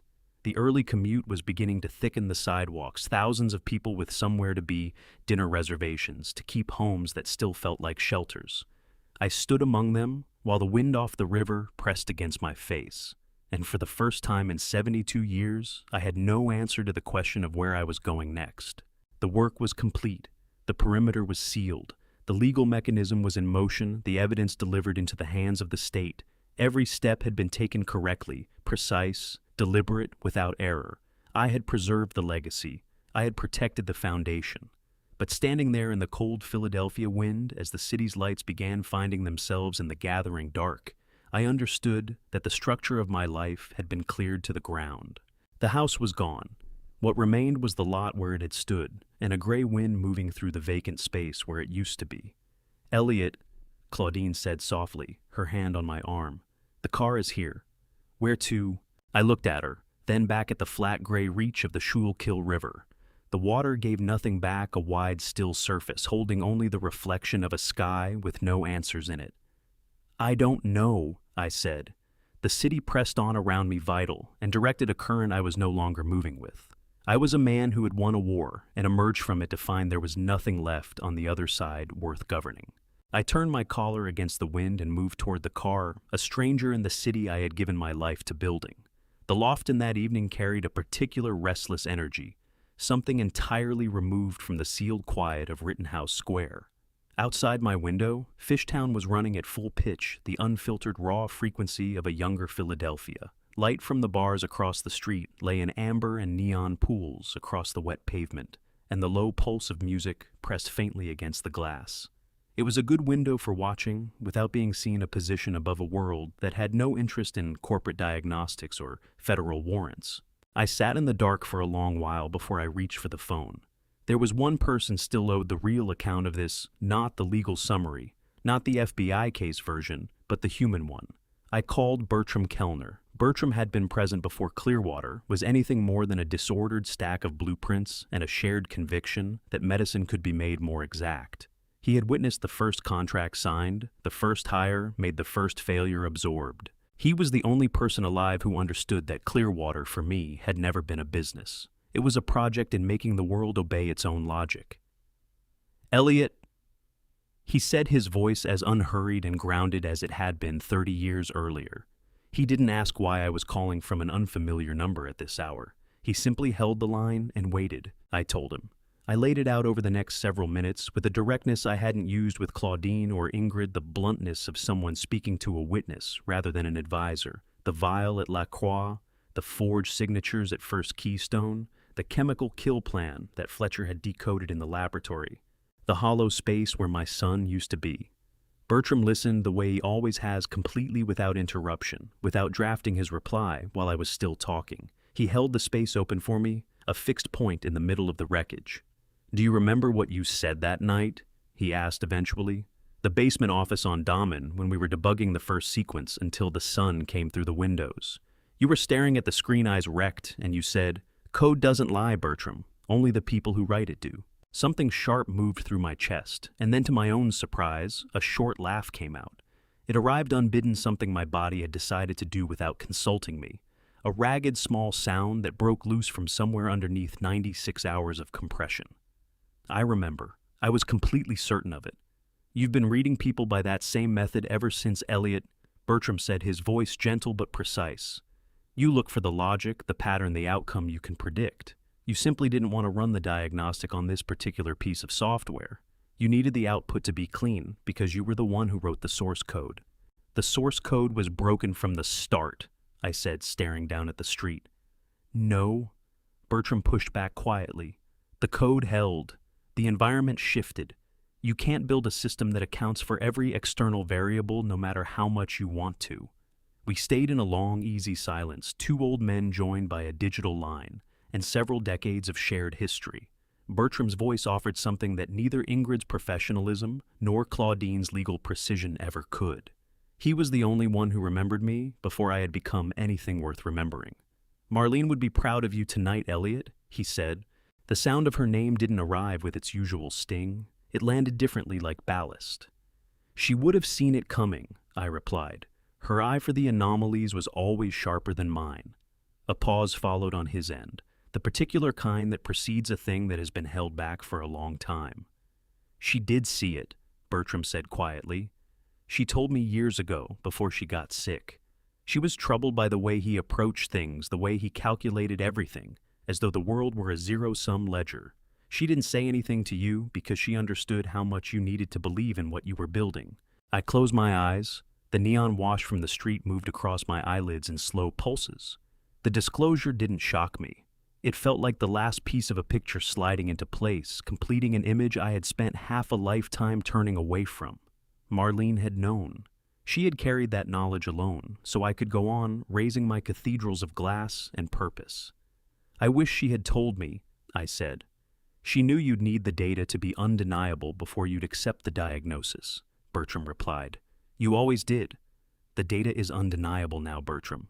Then do what you have to do. Come back steady." I ended the call and set the phone face down on the desk. I turned back to the window and looked out over Fishtown. The bars were still lit, the street still moving, but the internal trembling that had gripped me for days had finally gone quiet. I felt a strange, grounded gratitude to Bertram for the truth and to Marlene for the long, silent protection she had offered me. I pressed my forehead against the cool glass. The perimeter was sealed. The truth was out. I was alone in a hotel room, but for the first time in years, the hall of mirrors had dissolved. The exit was visible. I must have slipped into a shallow, dreamless sleep in the chair, because the next thing I registered was the sharp, insistent pull of the phone. I looked toward the window. The sky was beginning to shift into that pre-dawn shade of bruised violet. I answered. Yes, Special Agent Hector. "Mr. Hargrove," he said, his voice stripped to its function. "We have them." The Lofton before dawn was a vacuum of gray light and total silence. I stood at the window of the Fishtown Hotel, watching the held breath before the city fully started. The sky was the color of a bruised lung, not dark, not light. Suspended in the only honest shade Philadelphia had left to offer. When the phone buzzed against the nightstand, the vibration rattled the glass. Special Agent Hector. He didn't open with pleasantries. In his world, results were the only currency that justified drawing breath in a room. "Mace is in custody," he said, his voice a low, even frequency. "We took him at the gate at 5:10 a.m., bag checked. Boarding pass for Zurich already printed. He didn't offer a word of resistance. He had the look of a man who had been waiting a long time for a tap on the shoulder that he knew was coming." I watched a single car below work its way along the street, its headlights cutting through the haze. "Serena was arrested at the apartment," Hector continued. "Your son was served a summons to appear for questioning. Not arrested, not yet, but the pressure is on." A brief pause arrived on the line, the only moment where Hector sounded like something other than an instrument of the state. When my agents knocked before dawn, he answered in his sleep clothes. He looked at the badge, and then he sat down on the hallway floor right where he was standing and didn't say a word. He stayed there for several minutes, staring at the carpet, unable to find his legs. My people had to wait for him to remember how to stand. I didn't speak. I looked toward the doorway where Conrad was standing, holding a cup of coffee, the steam rising in a thin, unsteady ribbon against the dark wood of the frame. I gave him a single nod, a small, wordless acknowledgement that we were both still upright, even as the structure around us lay in pieces. The image of Caden on that floor was the one that burned. Not the handcuffs on Serena, not Mace at the gate with his luggage tagged for Zurich. It was my son's body giving out in his own hallway because it had understood the truth a moment before his mind did. The accumulated mass of it, the evidence closing in the chemistry, failing every door sliding shut, had reached a weight his bones could no longer carry. I had sat on that same kind of floor once, the night Marlene died. I hadn't made it to a chair then either. The news had been a physical event. It had taken the structure out of me from the ground up. I kept that parallel to myself. A private and bitter symmetry. A circle completed in the worst possible way. I had gone down under the force of an overwhelming love. He had gone down under the weight of his own construction collapsing inward. "We need him at the field office by 2 p.m., Hector said, cutting through the silence. "Get some rest, Elliot." That paperwork was only the opening move. The line clicked off. Conrad placed the tea quietly on the desk, barely a sound. Neither of us spoke about what came next. We simply sat there while the sun pushed slowly back into the room, dissolving the last of the night's shelter, one pale stripe at a time. Winning had felt like a procedure performed with precision essential warranted, and yet it carved out something that couldn't be replaced. By the 6th morning, I was back in the Rittenhouse Square apartment, when Claudine's call came through. "Mace is talking," she told me, her voice taut with a current of energy. "Everything, the meetings, the research, the precise sequence of events. He's laying out every exchange he had with Caden about your medication." I stared down the bare length of the hallway toward the front door, the place where my son had hunched in the early gray. That apartment's quiet had stopped being a refuge. It had become something that weighed a verdict. "Do you want the details?" Claudine asked, her voice softening. "Do you want to hear how they settled on La Croix for the night?" My fingers tightened around the phone, the metal cold at my cheek. "All of it. Tell me all of it." Claudine's conference room had a talent for leaching color from the world. Nothing survived in there but the bare, unforgiving structure of the law. That morning, 6 days out from La Croix, even the air felt rationed. She sat opposite me, spine straight as a column, a dense sheaf of transcripts laid between us like a cache of unexploded ordnance. No pleasantries. She simply parted the folder and began, her voice a level, sterile tool, rendering the most gut-deep treacheries into cataloged findings. "Elliot, the actual plan was never about any partnership," Claudine said, gaze anchored to the printed page. Daltrey, Mace, and Serena had been engineering this scheme across 11 months. Per Mace's sworn account, the $85 million from the Clearwater sale was never the whole ambition. That money was the reward, but the machinery of the plot required a designated scapegoat, someone to absorb the full weight of culpability while the real architect slipped free. I settled back in the chair, fingers laced in my lap, watching the morning light move through the floating dust, a tiny wordless disorder that struck me as more truthful than anything reaching my ears. The moment those funds landed in the offshore account under Caden's name, Claudine went on her voice carrying a controlled chill. The plan was to immediately seed a fabricated trail for law enforcement. Manufactured digital correspondence, doctored search records, planted physical evidence, every element calibrated to cast Caden as a lone, frantic son, scheming against his own father. The intention was his arrest within 48 hours of the transfer clearing. While he sat in a processing room, believing he had co-conspirators, those co-conspirators would already have cleared the Atlantic, leaving him to account for a toxin he hadn't purchased, and a conspiracy he'd only ever half grasped. The savagery of it lay in how airtight it was. This wasn't theft with a human cost. It was a ritual slaughter. Daltrey hadn't merely coveted what I'd built. He had positioned my own son as the body that would absorb the blow. And Serena? My voice came back to me, as though from a distance thin as air moving through a vacated room. Serena engineered the emotional grip, Claudine said, advancing through the transcript. Mace is unambiguous on this point. Leaving was always the plan from the very first day. She wasn't in love with him, Elliot. In a recorded exchange that Mace turned over, she called Caden the mechanism. According to what she said, your son was straightforward to control because his craving to be taken seriously as a man left him blind to the fact that someone else was directing the entire scene. A wave of cold moved through my chest, slow and sickening. Serena. The woman Caden had walked into our family's dinners. The woman he'd gazed at with a devotion so raw it was almost painful to witness, had been quietly tallying the years of his sentence while she smiled across the dinner table at me. She had gripped him by his own insecurities, twisted him away from his own father, and dangled a crown that she fully intended to put to the torch. Caden is just on the other side of this wall, Claudine said, her voice lowering. She nodded toward the frosted glass partition, dividing us from the smaller suite beyond. He's had the full statement piped through to him the entire time. He heard about the fabricated evidence trail. He heard Serena's words about him. I turned toward the glass. He was invisible to me, but the quality of the silence seeping through told me something. Dense, airless, the kind of silence that presses in. What's he doing? I asked. He laid his head on the table, Claudine said. He hasn't moved in close to an hour. No protest, no pushback. He's weeping, Elliot, but you wouldn't know it from the sound. It's the grief of a man who understands there's nobody left who would hear him anyway. He's lost you. He's lost any version of a future.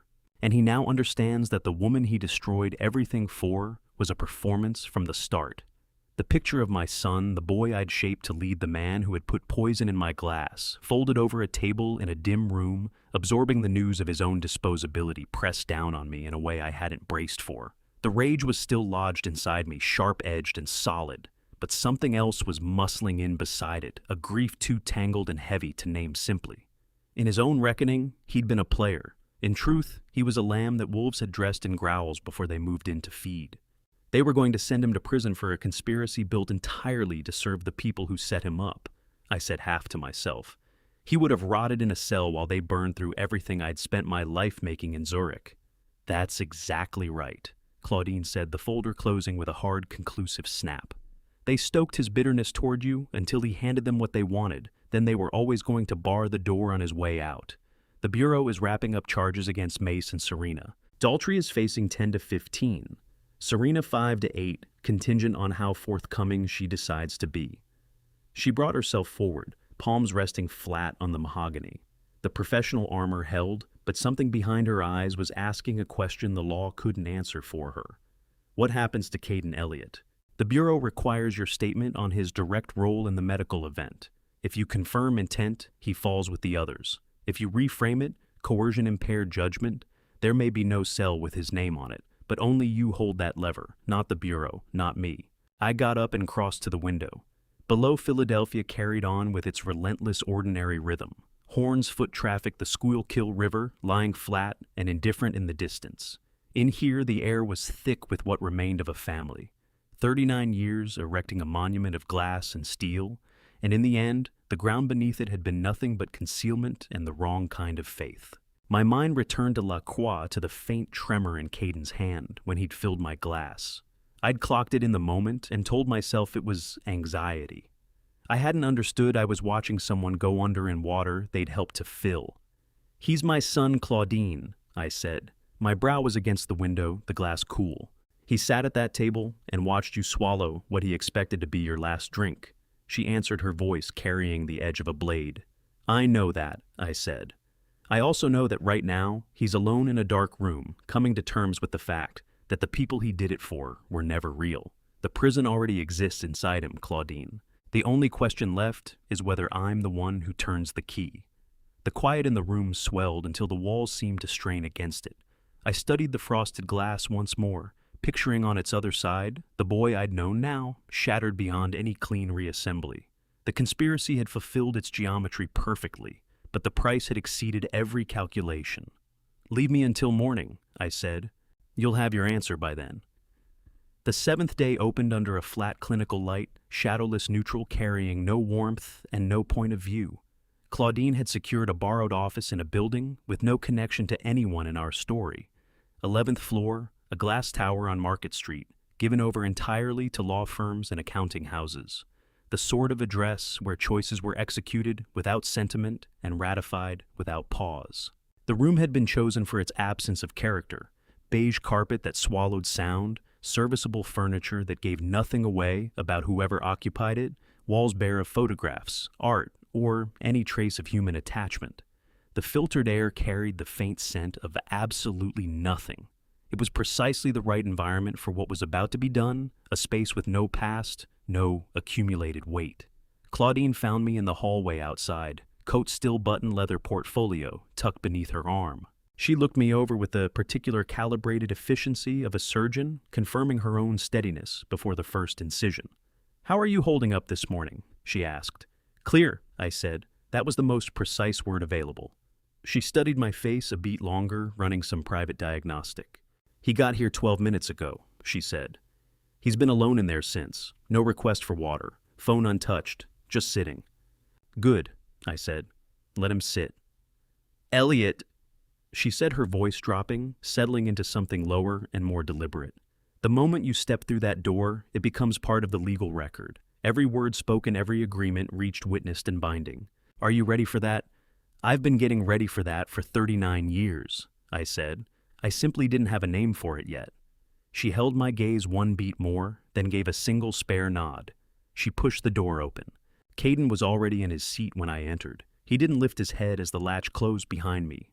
Dark gray shirt, no tie, hands clasped on the table before him. The rigid stillness of someone who had spent several days rehearsing composure and had fallen just short of convincing. He looked diminished from a week ago. Not in any physical measure, but in some deeper structural way, as though the internal framework that had held him upright had begun to buckle. His shoulders carried a slight inward curve I had never once seen on him before. I recognized it not from any memory of him, but from the mirror. It was the posture that belongs to a person who has recently been made to look at themselves without softening. In the corner, an independent attorney named Pemberton sat with a notepad and the expression of a man paid to observe without participating. He was present to authenticate the legal moment and nothing more. He would not speak unless addressed. I took my seat. The table between us was exactly the right width, near enough to pass a document across, far enough that nothing else could cross it, without a deliberate, considered act. A full minute of silence went by. I made no move to end it. Decades of boardrooms had taught me that the one who rushes to fill a silence is the one who is afraid of what it holds. At last, Caden raised his eyes. The rims were red, his face carrying the particular hollowed exhaustion of days without real sleep. "Dad," he started. "Not yet," I said. Even quiet, no more pressure than the words required. "There is a procedure to move through first. Then we can speak." He closed his mouth. One slow nod, as though agreement was the last intact currency he possessed. I set the conditions document on the laminate surface and turned it to face him. I didn't push it across immediately. I gave him a moment with it, the clean, formal structure of it, the numbered clauses, the legal language that had compressed 39 years of fatherhood into a binding framework of obligations and consequences. "I'll read each clause aloud," I said. "Pemberton will note your verbal acknowledgement. When we've gone through all of them, you'll sign. Is that understood?" "Yes," he said. Barely a sound. Clause 1. I began, my voice measured and uninflected, the voice of a man delivering an engineering specification rather than a reckoning. Complete severance of financial authority. Effective immediately, all access to Hargrove estate assets, liquid or fixed, is revoked. Every credit line, trust distribution, and discretionary allowance connected to the Hargrove name is dissolved. No appeal and no renegotiation for a minimum period of 5 years. Caden didn't flinch. He kept his eyes on the page, jaw set. Clause 2. Mandatory supervised psychological treatment. Weekly individual sessions with a licensed therapist, selected independently, not by you, not by me. Attendance and documented progress to be verified monthly by independent counsel and reported to Pemberton's office.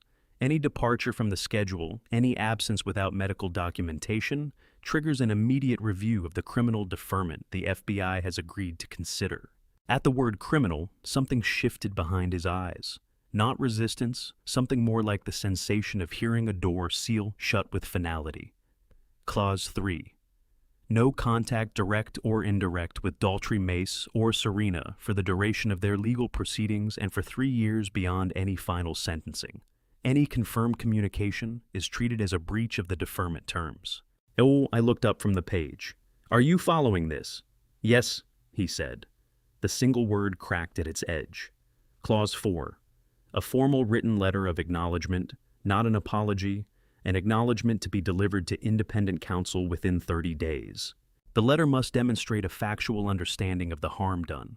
It will be sealed and retained, not circulated, not published. It exists for the record and nothing else. I set the document down and folded my hands over it. The room held a complete and total quiet. Even the ventilation seemed to have withdrawn. "I'll sign," Caden said. "I know," I replied. I passed him the pen. His hand was shaking, not the faint tremor of nerves, but a visible, uncontrolled motion that ran from the wrist all the way to the tips of his fingers. The first strokes of his signature came out jagged, the letters barely legible. He stopped. He pressed his palm flat against the table and held it there until something steadied inside him, then started again. The second attempt was painstaking, each letter drawn with slow, deliberate attention. While he wrote, a single tear dropped from his chin onto the page, spreading into the paper just beside the date line. He didn't wipe it away. He didn't acknowledge it at all. He kept writing until his name was complete. He looked up. His eyes were raw, stripped of every practice layer he had ever brought into a room with me. "Dad," he said again, his throat laboring around the word. "I need you to know that I—" The sentence collapsed before it could form. He pressed his lips together, fighting to find the structure of what he meant. "I need you to know that I remember who you were before all of this. I remember what you were to me." I looked at him for a long moment. The boy I had steadied on a bicycle on a Sunday morning, one October. The boy who had gone slack against my shoulder somewhere over the Atlantic when he was 7 years old. The man who had stood at La Croix with something in his pocket and a smile arranged carefully on his face. "I know," I said at last. "That's what makes this harder than anything I've ever had to do." "I'm sorry," he said. "I know that too," I replied. I stood. The chair gave a flat sound against the carpet. I looked at him one last time, not as my successor, not as my adversary, but as a man who had finally run out of runway and found himself at the lip of a cliff of his own construction, staring for the first time at what lay below. I moved around the table and stopped at his side. I set my hand on his shoulder. One brief weighted contact, no longer than 3 seconds. It carried what words could not: the memory of who he had been, the truth of who he had become, and something smaller and more stubborn than either, a belief worn thin but not yet gone, that he might yet choose his way back from this. Then I withdrew my hand. "Everything starts Monday," I said quietly. "Don't be late." I walked out and didn't look back. Behind me, I could hear Pemberton collecting his papers. I could hear the silence of my son, still seated, finally left alone, with the undivided weight of what he had built and what it had cost. The corridor was bright and blank. the carpet taking my footsteps down to nothing. The morning was sharp, the Philadelphia air cold, and for the first time in 39 years, the ledger was settled in the only currency that had ever meant anything. The suite Claudine had reserved was a corner room on the 14th floor of a building with no history between me and any institution I had ever dealt with.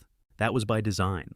No Clearwater logos on the walls, no framed contracts, no relics of the empire that had nearly become my burial ground. The space offered only clean lines, a long mahogany table, and the 5 people who had earned their seats through the crucible of the past 7 days. Claudine sat to my left, her posture a column of absolute precision. Joanna was beside her, hands folded in the patient, composed way she had inherited from our mother. Bertram Kellner sat across from me, his face wearing that unhurried steadiness belonging to a man who had weathered enough storms to stop flinching at thunder. Garrison Alderton held the far end of the table, his silver hair catching the light from the single window. And Conrad stood near the door, declining to sit until I gave him permission. His tuxedo had given way to a plain, dark suit that made him look for the first time simply like a man rather than a role. Joanna had placed white freesias in the corners of the room. The scent was clean and considered a quiet tribute that needed no translation from anyone who had known Marlene. I took my place at the head of the table and didn't begin with numbers. Marlene used to put a single flower in every apartment we ever rented, I began. My voice held steadier than I had anticipated. Even in the winters, when we couldn't cover the heating bill, she said a room without something living in it was just a box waiting for a reason to matter. I let my gaze rest on the freesias. She had a way of looking at a broken world and seeing what it was trying to become. She did, Bertram said softly from across the table. He added nothing further. Nothing more was needed. The foundation carries her name because she earned it in a way none of us could replicate. I went on, not because she built a company or closed a deal, but because she understood long before any of us got there that the most important diagnostics aren't the ones performed in a laboratory. They're the ones you perform on your own life, on your own choices. She was doing that work every single day. Joanna made a small sound beside me, not a sob, not a word, just a breath, weighted with a decade of missing someone. "Are you all right?" I asked, glancing at her. "No," she said simply. Then she produced a smile, small, devastated, entirely her own. But she'd be furious with us if we spent this morning crying, so I'm choosing to be all right instead. A quiet laugh moved through the room. Even Garrison, who, in professional settings, had the emotional range of an audit report, smiled at that. "She would absolutely be furious," Bertram confirmed. "She would have told all of us to stop performing grief and get to the work." "Then let's get to the work," I said. Claudine opened the foundation charter and distributed copies around the table. "The Marlene Foundation is now a legally protected entity," she said, her voice shifting into its professional register. "The $42.5 million from the Clearwater proceeds has been placed into the independent trust account. No board member, no outside claimant, and no legal challenge that may arise in the future can redirect or dissolve those funds. The mission is sealed." "What does that mission look like on the ground?" Garrison asked, leaning forward. "Early-stage medical research for patients who can't afford the luxury of waiting," I said. That was always her phrase, the luxury of waiting. She knew that a delayed diagnosis is a death sentence for people without resources. She used to say the difference between a rich man's cancer and a poor man's cancer wasn't biology, it was time. "She was right," Garrison said. And for once the corporate precision was gone from his voice, leaving only a man giving acknowledgement to a truth he had lacked the elegance to reach on his own. She was always right about those things. She was right about a great many things I was too proud to hear, I said. The room held that without trying to resolve it. "The Foundation's first grant cycle begins in January," Claudine said, returning to the documents. "The board will consist of 5 independent members, none carrying any prior financial relationship with the Hargrove estate or Clearwater Diagnostics. That was Elliot's condition, and it is embedded in the charter. No conflict of interest," Bertram noted with a nod. "Clean from the beginning. That's exactly how she would have wanted it." "That is exactly how she would have wanted it," I agreed. We worked through the next 40 minutes in focused, methodical detail: grant parameters, ethics review, structures, the operational framework. It was the kind of disciplined work I had always felt at home, inside building the architecture of a system designed to function beyond any single person's tenure. Except this time, the system wasn't named for a revenue stream. It was named for a woman who had once put a flower in a freezing apartment in February because she refused to accept the world as only what it was. When the documents were signed and witnessed, I looked around the table. These 5 people had been my scaffolding for 7 days. They had not angled for credit.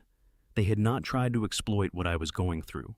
They had simply held the structure upright while I recovered my footing. "Thank you," I said. The words felt thin against the weight of what I meant, but they were the truest ones I had. "Don't thank me," Bertram said. "Thank her. She's the reason any of this has a name worth keeping." Afterward, we went back to the Rittenhouse Square apartment. Conrad carried the tea service into the library with the same unhurried precision that had marked every morning over the past 25 years. The rooms felt altered, not smaller, but quieter, in a way that implied possibility rather than loss. The silence had stopped issuing verdicts. It was simply open space now. "Sit down, Conrad," I said. He stopped mid-motion. The porcelain chimed almost imperceptibly against the silver tray. A quarter-century of professional distance stood between him and that chair, and I could see him feel the full mass of it. "Sir," he said carefully. "Sit down," I repeated. "Please." He set the tray on the table with his customary care, and lowered himself into the armchair across from mine. It was the first time I had ever witnessed him do it, and the act felt like something geological shifting beneath the floor of the house. He placed a small white envelope on the table between us. No seal, no embellishment, just my name in Caden's careful looping hand. "He asked me to give it to you." Conrad said, his voice carrying the particular weight of a man who had watched a boy become a shadow and had chosen to remain regardless. "When it felt right." "When did it feel right?" I asked. "Now," Conrad said. "Now that the name belongs to her again." I studied the envelope for a long moment, tracing the shape of those letters with my eyes. "You've been watching this family for 25 years, I said quietly. "What did you see that I wouldn't let myself—" Conrad was silent for several seconds. He looked down at his hands, then back at me.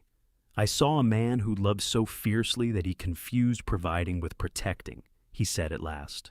"And I saw a boy who was handed every answer before he ever learned to ask the right questions."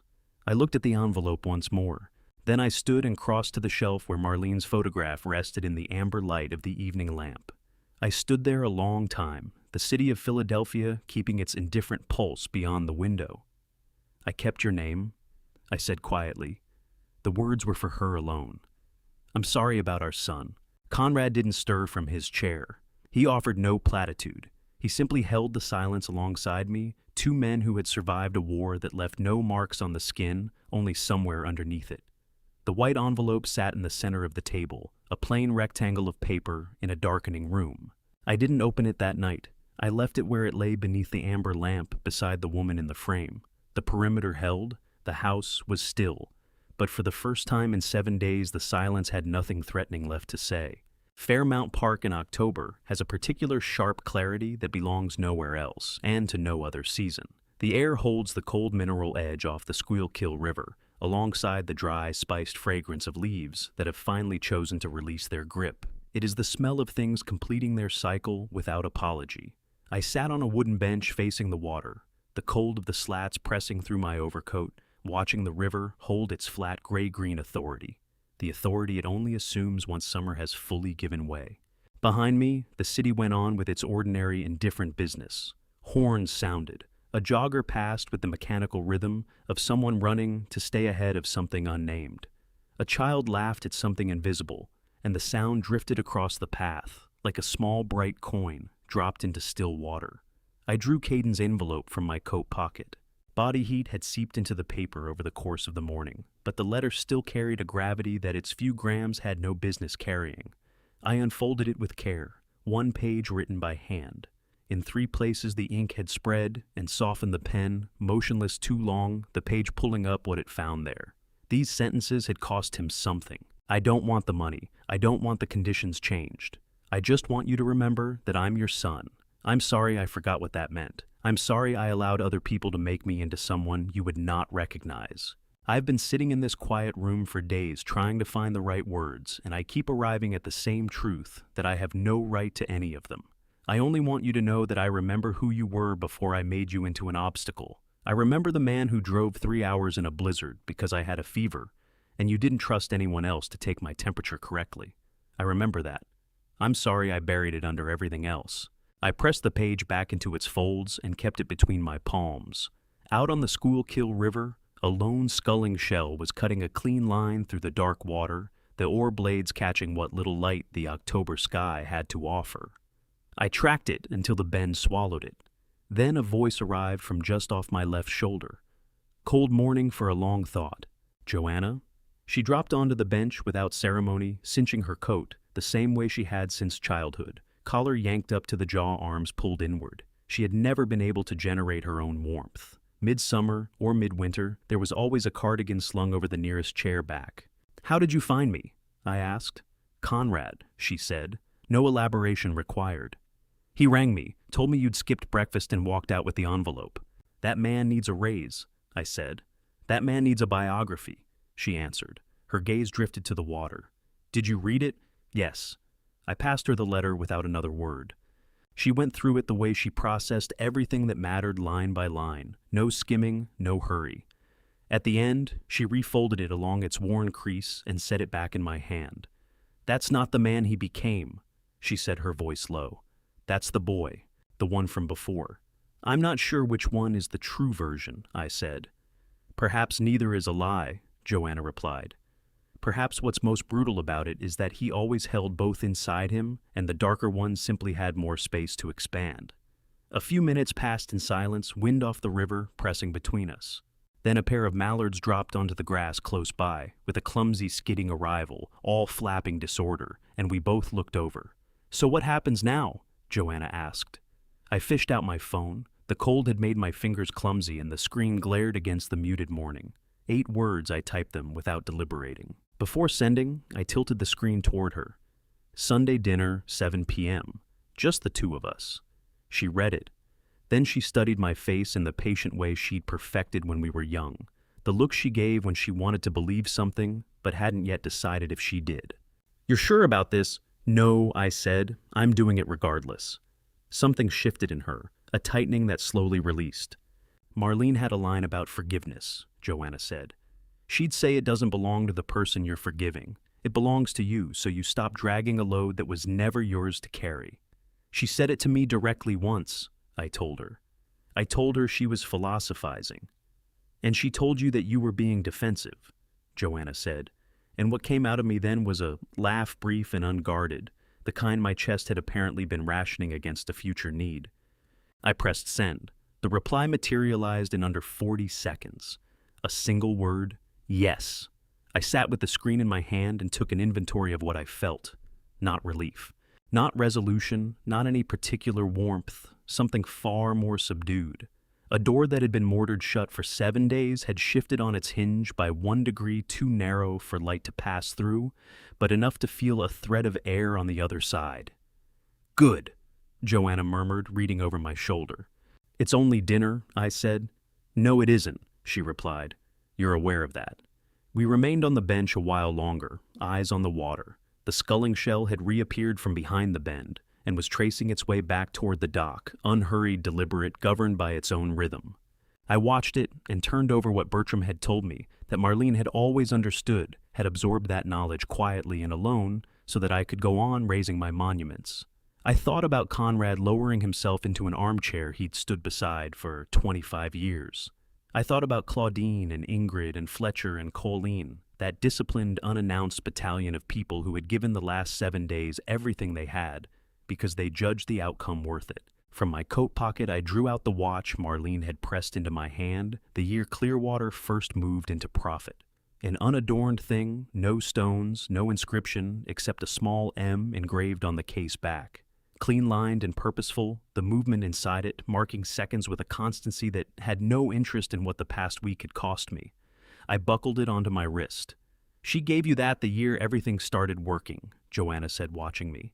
She told me it was a reminder that time doesn't accelerate for the wealthy, I said, that there is no premium tier for more of it. She was right. She was always right.